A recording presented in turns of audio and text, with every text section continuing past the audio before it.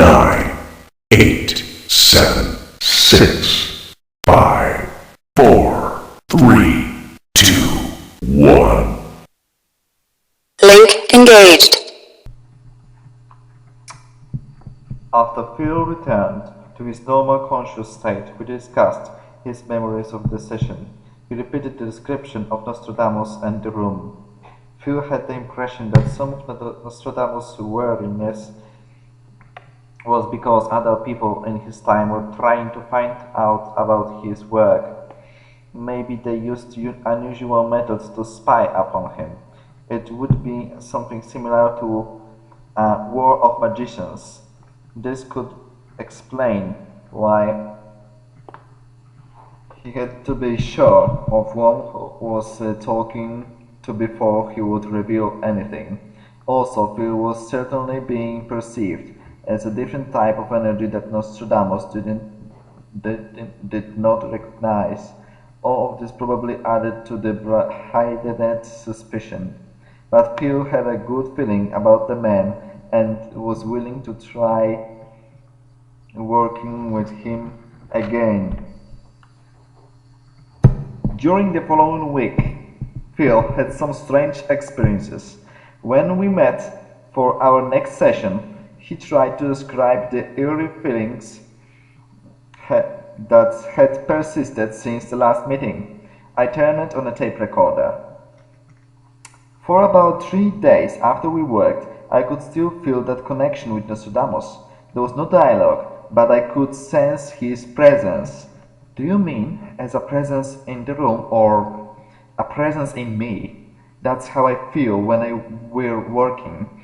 It's not a presence out there somewhere. It's in here. This mind link is like a telepathic link. When you establish it, it's like tuning into the same channel, and my perceptions are translated to him, and his perceptions are translated to me. When seem to sense what each other is feeling, even tough, his body is in another century. It is in another time and place, but through the telepathic link, we are in communication with each other through our perceptions. You said he saw you materializing in his room, like a spirit form or something. Apparently there was some part of myself that he was seeing. I was registering his perceptions. That's how I knew how he felt about his wife. I was feeling what he feels. I certainly didn't like the idea of one of my subjects being haunted by a specter from the 16th century. I have always tried to make sure that my work was kept separate from their daily lives. To me, that is the most important thing, that they continue to function normally in the present-day environment. I do not want the two to overlap. The link was there, and if we were connected, I could sense his presence, and I know he could feel mine. It was quite non-verbal, but the feeling was that he was simply observing. It wasn't friendly feeling, like you have with a close friend. It wasn't positive, and it wasn't negative. It was very neutral, observant. I could feel it strongly, but it wasn't threatening or uncomfortable. The thing I felt most was a strange sensation of idle curiosity. I was looking at a magazine with colored pictures and watching TV while this was going on, and it was as if he was observing the television and printed pages with me. I had feeling this was interesting to him. There were no comments, no questions. It was just simple observation. I assumed he was seeing through my eyes and through my perceptions. Maybe there was some kind of link established during the session, so he could come in on your frequency for a few days. Maybe he wanted to find out more about you. Apparently that's how it works. It's as he knows my frequency now, and I know his. And the only thing I had to do To establish communication is to think about how his frequency, his personality feels.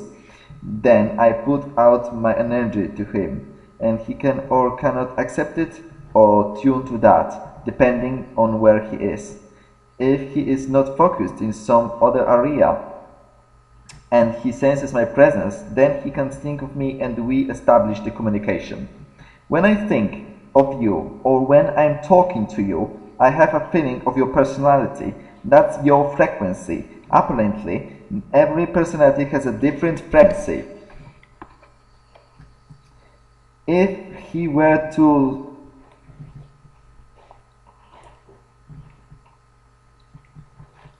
speak to me, I wouldn't understand his language. I don't know French, and I assume he doesn't know 20th century English. But somehow the concepts are translated. We don't need words to translate them. It's a transfer of concepts. My job is to take the concepts that I understand and attach the words that would translate as closely as possible to the concept that I received. That's why it is so difficult. I feel just by talking about him, we've already established a contact. It's as he's already to communicate because I can sense his presence. It's almost an anticipation. I get the feeling he's happy for this link because he was looking for a technical mind. He's probably been meditating on me through the week. Of course, we never know how long a time frame has been for him, but I think he checked me and my intentions out, and I guess he feels very comfortable with that. I get the feeling that much of what he saw was technology that he didn't understand. He needed a technical mind that can translate it for him. He probably needs different minds to make sense of what he's seeing. He's apparently a brilliant person himself because he's able to comprehend what he's seeing. If he shows you things that are negative, will that bother you? Negative for me, or negative for the planet, or for the world? I don't know how it could get much worse. I see enough negativity in the world today with acid rain and nuclear situation and politics. I've seen many worst cases scenarios. You once said, if I asked you any questions or certain subjects like murder or suicide for instance, that it's bothered you after the session. Well, that was a human energy negativity. This would probably be a political negativity or an ecological negativity. What if he showed you a war? I don't see how it could be worse than what I see on the TV news. It would be upsetting, but I think I could handle it. If it starts bothering me, I can always turn it off. When the session began, Phil went quickly into trance and immediately traveled to Nostradamus' room. But this time, we were in for a surprise. Atop the room was just as he had been it before. The window, the plastered walls, the wooden table with pen and papers. Nostradamus was not there. The room was empty, except for the presence of another entity. Phil couldn't discern who or what it was, but he sensed it was another being as such as himself who was also waiting for Nostradamus. But this room is supposed to be full. Phil was unable to make contact with the being or to identify it, so I asked if he could locate Nostradamus.